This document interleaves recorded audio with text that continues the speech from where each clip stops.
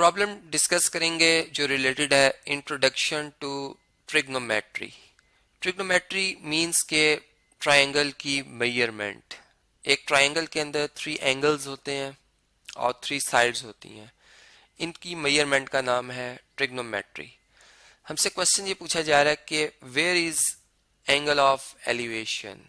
ठीक है, बल्कि मैं इधर एन एंगल ऑफ एलिवेशन भी ऐड कर लेता हूँ। ठीक है, देखें हम ये बात जानते हैं कि जैसे ये ट्री हमें नजर आ रहा है, ठीक है, ये इसकी टॉप है और ये इसका बॉटम है। ठीक है, अब अगर एक पर्सन की आई लेवल यहाँ पर इस तरीके से शो की जा रही हो कि ये आई लेवल है, ठीक है, तो इससे ऊपर जितने भी डिग्री हम देखेंगे इस टॉप पॉइंट ए को देखने के लिए, अबव यानी आई लेवल से अबव जितने डिग्री, इस एंगल को हम कहते हैं ये एंगल ऑफ एलिवेशन है, जो कि हम ग्राउंड को बेस बनाते हुए, ठीक है, मतलब जो एंगल का एक आर्म है वो ग्राउंड बन जाता है, जो कि कनेक्ट हो जाता है फिर बेस ऑफ द ट्री के साथ या जो भी ऑब्जेक्ट है उसके फुट के साथ। ठीक है, जबकि जो एंगल का सेकंड आर्म है वो जो ऑब्जेक्ट है उसके हेड या उसके टॉप के साथ कनेक्ट हो जाता है, तो ये एंगल ऑफ एलिवेशन कहलाता है, जो कि यहाँ पर कितने बन रहा है, कितना एंगल बन रहा है 35 डिग्री। ठीक है, तो हम यहाँ पे लिखेंगे ये क्या है जी, एंगल ऑफ एलिवेशन। ठीक हो गया जी, ये बात आपको समझ आ गई कि नेक्स्ट टाइम आप अगर खुद भी वर्ड्स में अगर कोई प्रॉब्लम गिवन होगा तो उसमें एंगल ऑफ एलिवेशन आप इसी तरह से बनाएंगे।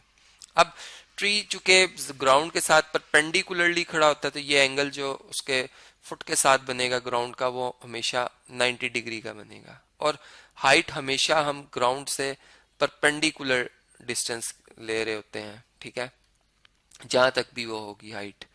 अब पूछा ये जा रहा है कि where is a shadow of a tree.